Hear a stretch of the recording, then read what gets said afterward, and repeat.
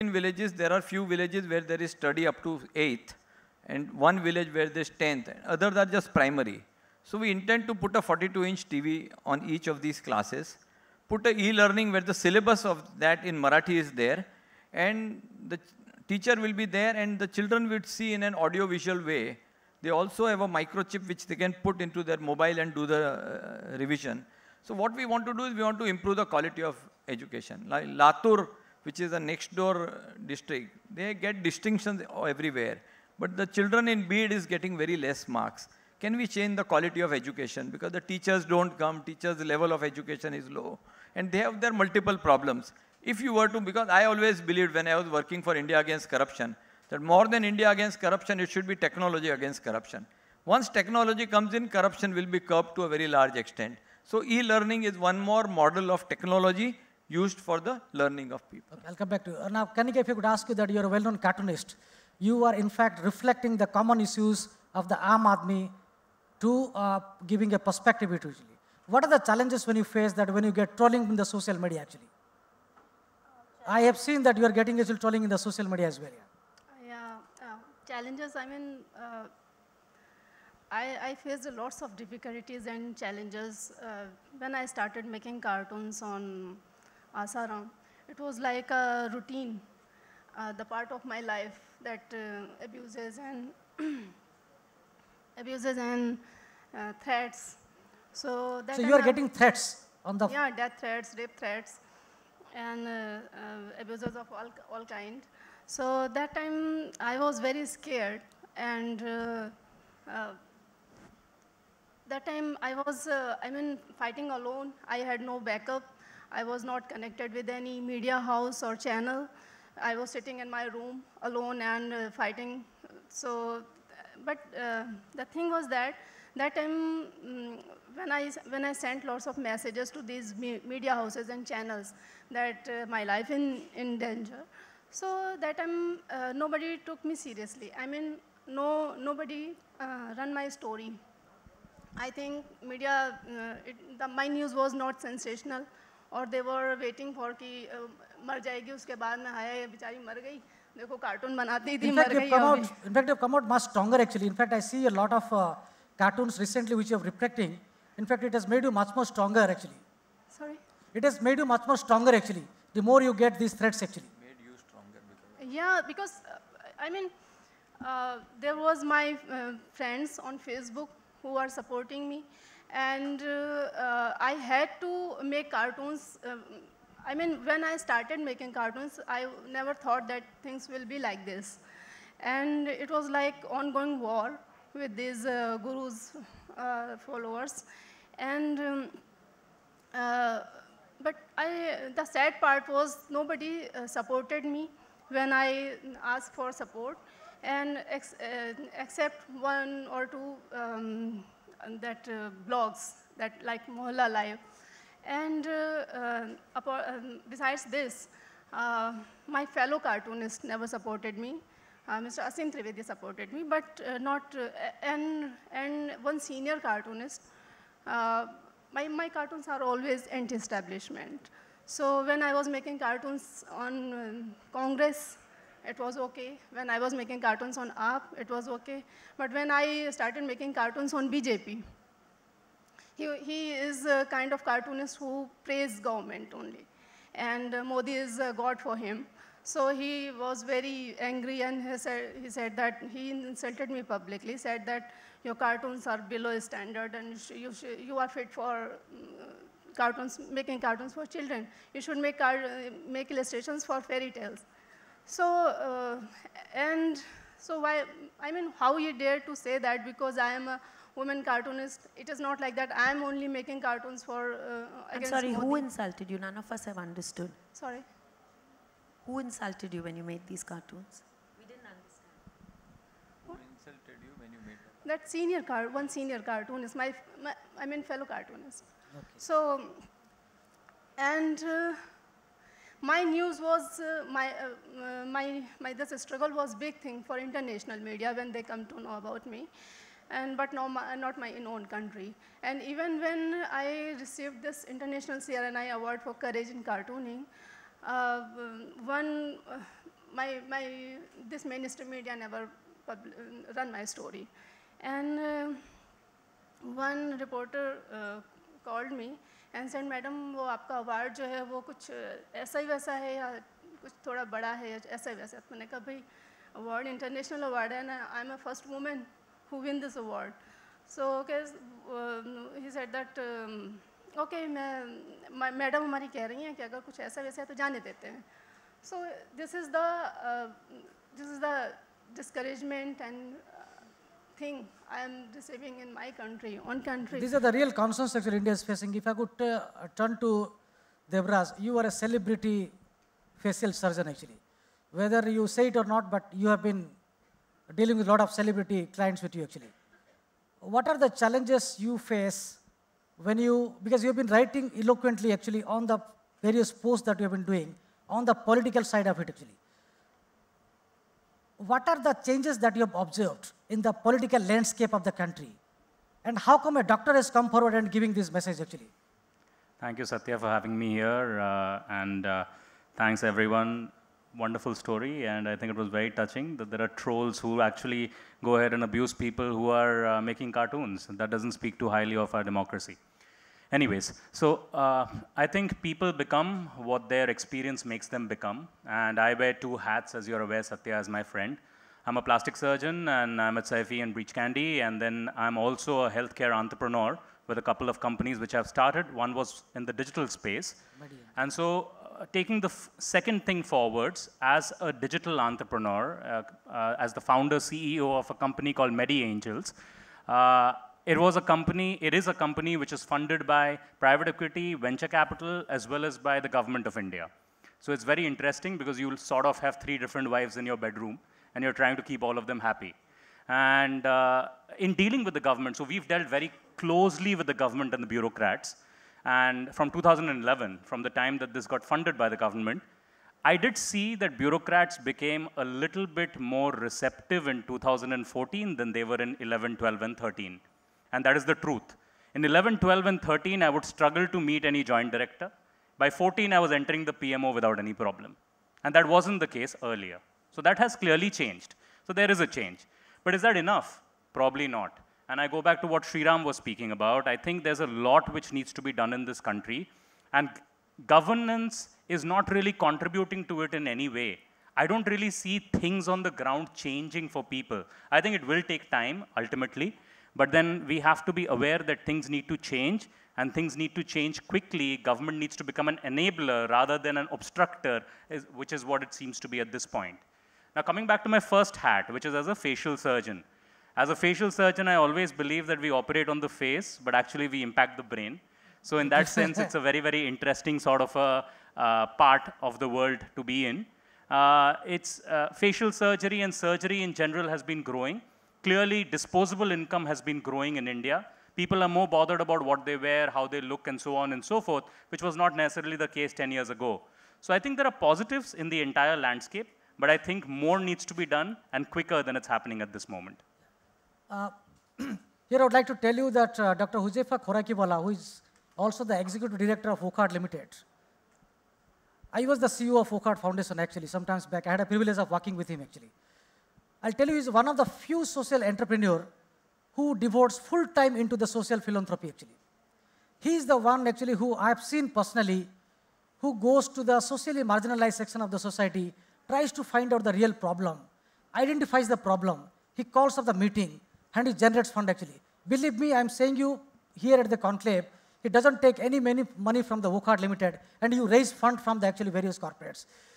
Those people who have come in contact with Dr. Khorakiwala will understand that he is actually giving his entire soul into what the mission you are at. So is it a difficult part for you to come from a billionaire family and to ask money from the corporates to have the ambitious projects that you have actually? Actually, Wockhardt Foundation technically is a corporate foundation, but it operates like a implementing NGO organization. So when we take up a new program, the pilot project is done by Wockhardt and they fund the pilot project. But to scale up the project, we take community partnership with other things. So we have a partnership with public sector unit and we have partnership with state government, and that's how we scale up a project. So the initial pilot project, we do it ourselves, right, and then we have partnership and scale it up. And when our thing is that we implement the project in a more professional way.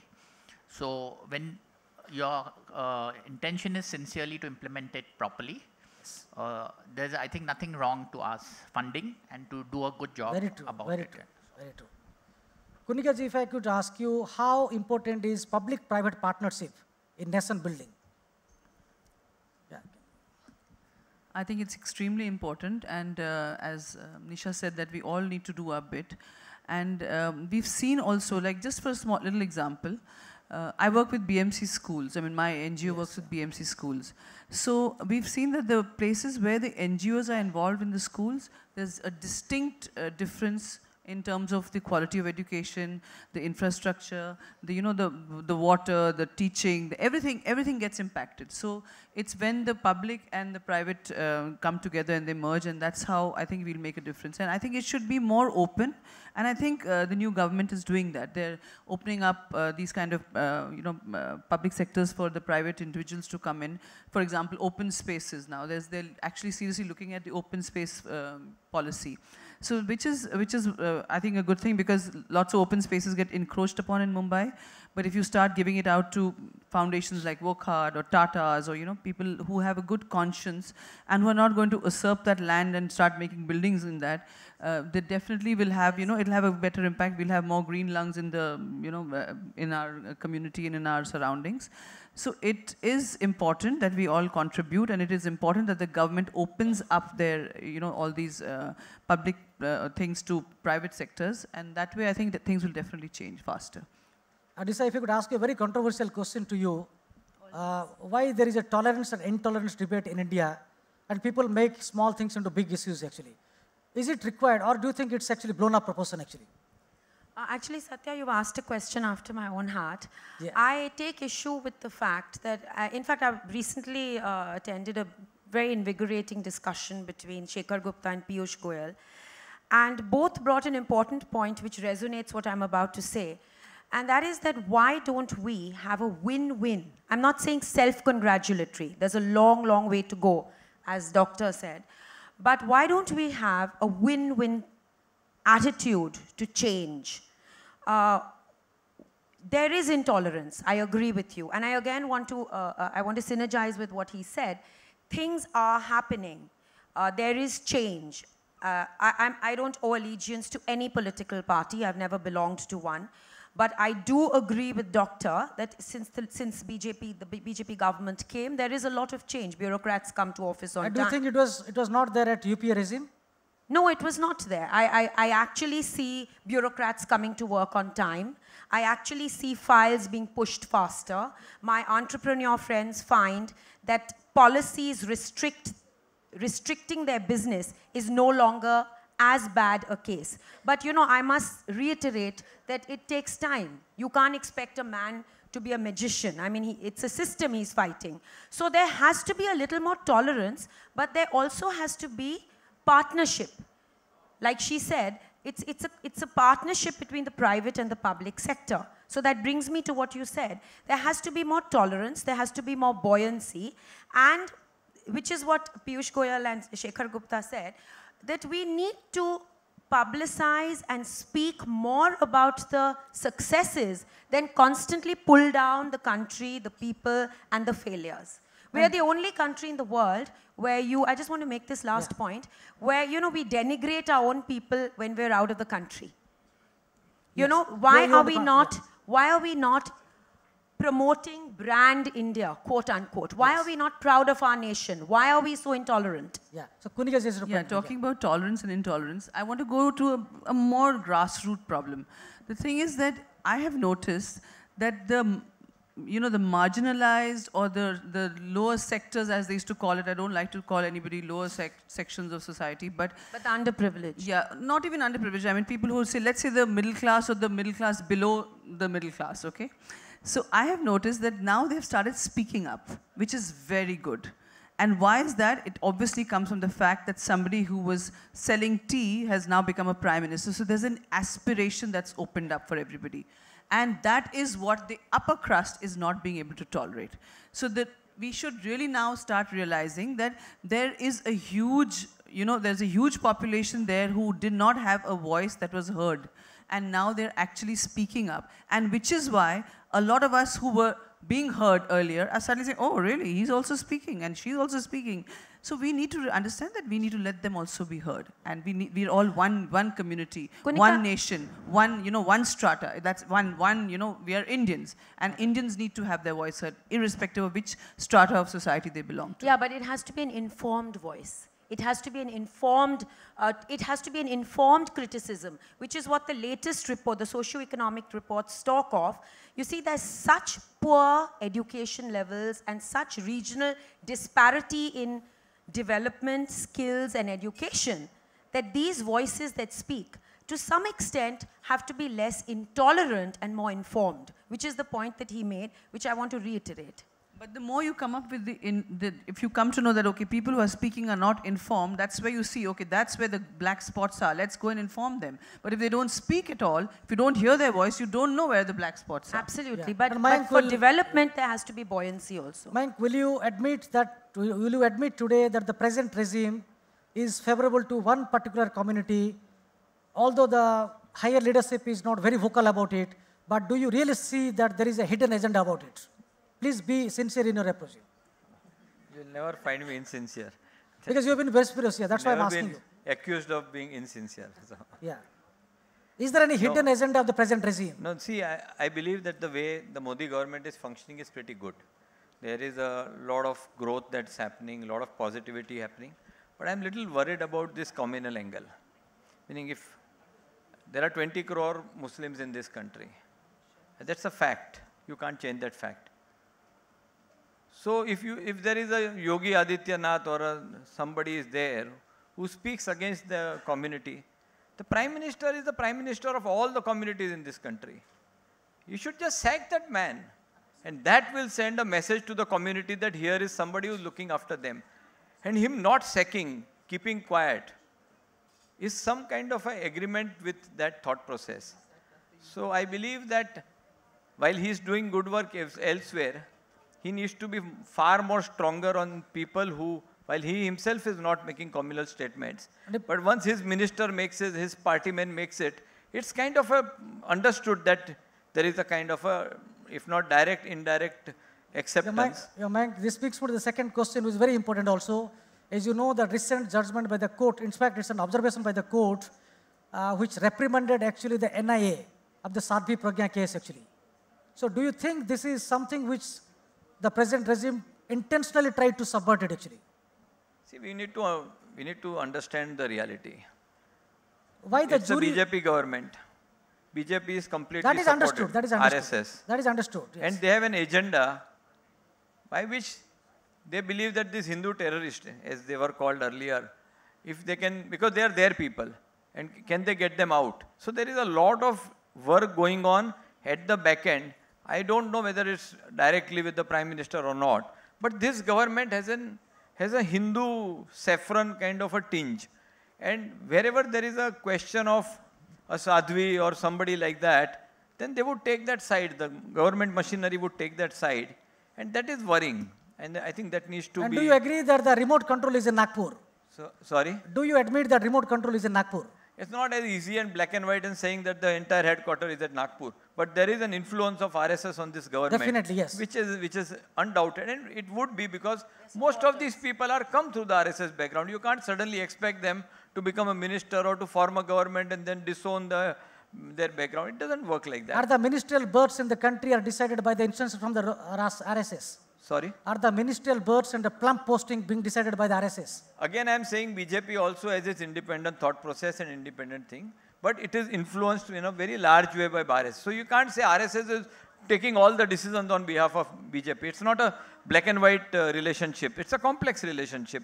But RSS plays a very important role because they owe allegiance to RSS. They all come to the RSS. They look at it as the mother organization through which all of them has come. So it's not, they cannot just disengage that from their, neither from their mind nor in the structure. Do you think the Ram Mandir should be built or not? Sorry? Do you think Ram Mandir should be built or not? that's a decision that is now with the court. And if that decision has to be taken, whether Ram Mandir has to be built or not to build, I think the communities should sit together and find a solution rather than make that into an issue of conflict. It can be an issue of cooperation, discussions, debate, and find a solution. Is it politicized too much that we're debating too much into it? See, is the media writing too much into it actually? UP was won once by the Ram Janmabhoomi movement. So BJP or on the other side Mulayam Singh, who wants Muslim votes, they would like to polarize the community.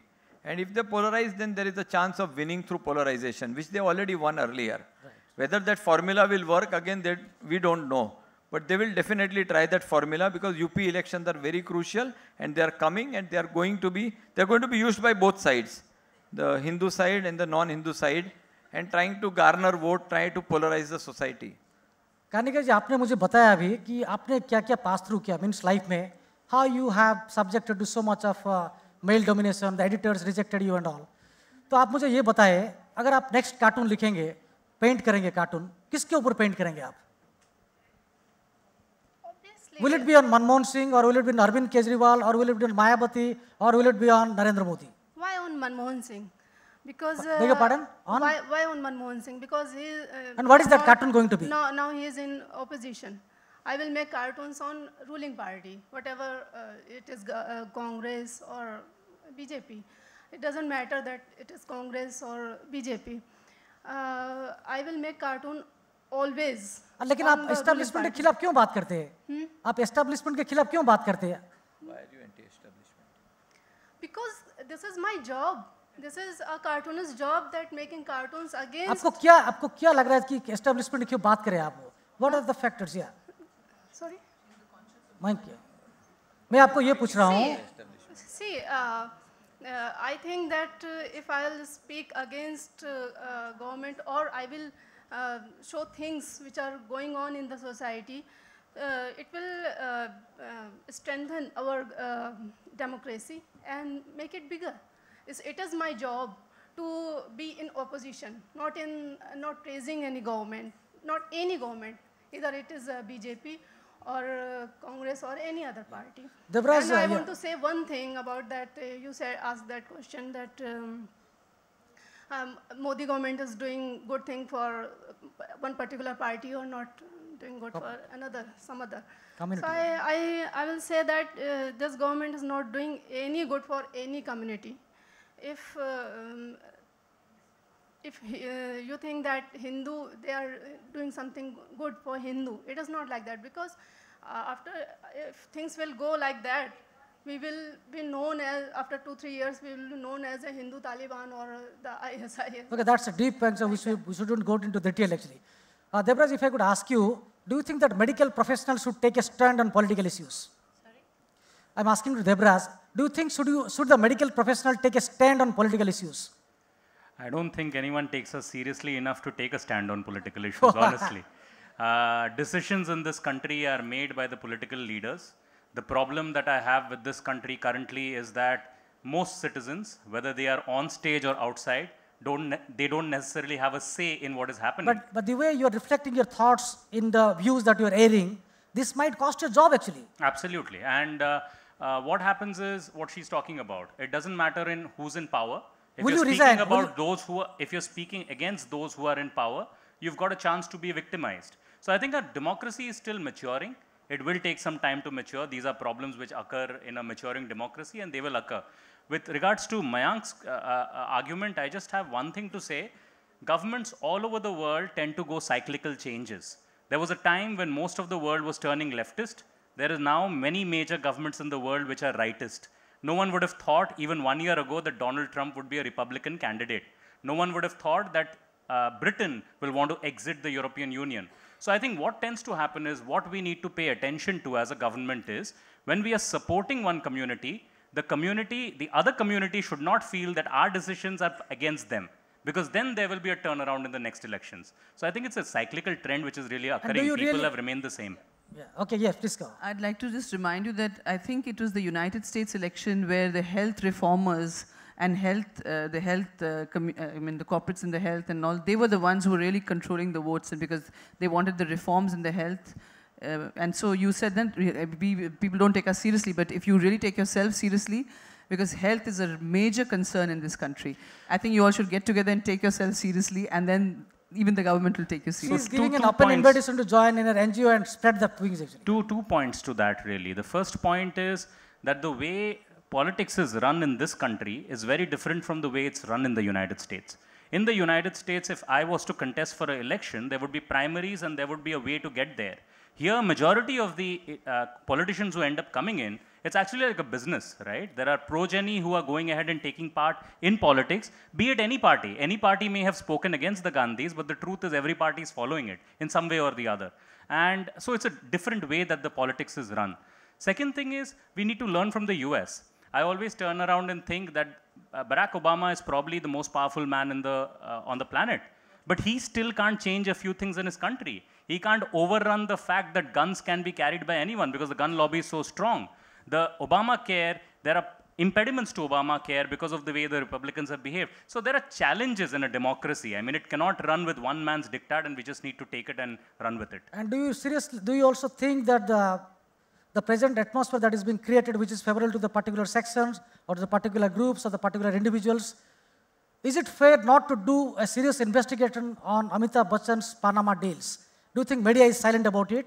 Maybe the political parties, the ruling establishment is not actually giving that much of stress. My worry is that the system in India has probably gotten rotten, honestly. It doesn't You don't have any faith now? No, I do. Yes. I'm a very proud Indian. I'm back from the United States. I'm very proud to be here, and I have great faith in this country. Challenge is, majority of the people in this country seem to be progressing despite governance, not because of governance. No, the question that I'm asking you, because Mayank today, in the opening address, today he told that he's given up politics actually. He told that he doesn't want to get into the dirty politics. Yeah, you have also given up. He was the prominent member of Congress. So the point that I'm trying to make it is that, is the politics so bad in India that if you get into it, that you will invite criticism? No, but the thing is that if you have to go ahead and clean something up, you have to be a part of the system. Yeah. There is no point in not being a part of the system. Yes, in that sense, I have been a big follower of AAP and a big follower of India Against Corruption. But the fact of the matter is, there is only so much that you can achieve through a dharna. There, you have to be a part of the system. The challenge, though, is those who are becoming a part of the system are becoming just like the earlier predecessors of the system. Yes, yes, please. Well, I'd like to say that I was brought into politics by Mayank Gandhi and Dr. Jayaprakash Narayan, who's now formed a party called Lok Satta. I was an activist for 30 years, and I wanted to shoot all the politicians, and I never thought I'd ever get into politics. But we started working on Vote Mumbai and Vote India, where we put up a candidate in 2007, I think that, a citizen candidate, Adolf D'Souza, and we worked for him. And while I was speaking on the stage and telling citizens, please vote for this person, he's from a non-political background, and he's from part of you and everything, I was told by Dr. JP that why don't you get into politics? And I said, no, not for me. I'm just going to, just do this activism.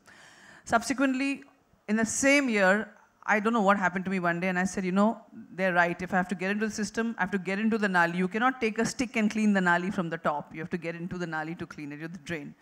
So I called up Dr. Saab, I spoke to Mayank, and I spoke to Surendra Srivastav, who was part of Lok Satta movement. We were all part of that. This is before India Against Corruption.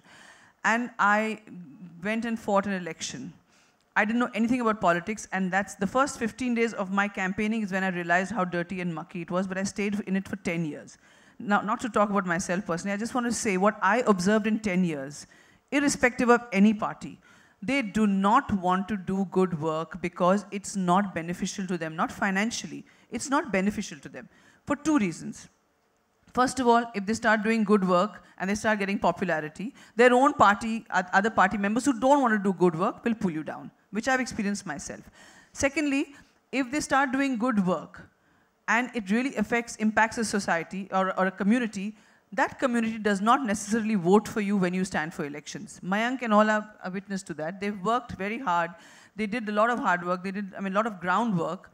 But when they are bought, when the votes are bought, because it's not you and me, it's another strata that decides who the government is, what the government is going to be and who is going to be heading the government. And those are the ones who can be bought. So the most important thing, if we want real reforms in this country, is we need to first empower that strata so they don't sell their vote. And that's where the change is going to happen. And I can see it slowly, slowly happening with education, with with the voice and all, and it's going to take time. Mayank, you want to say something? I just wanted to say one thing. Yes.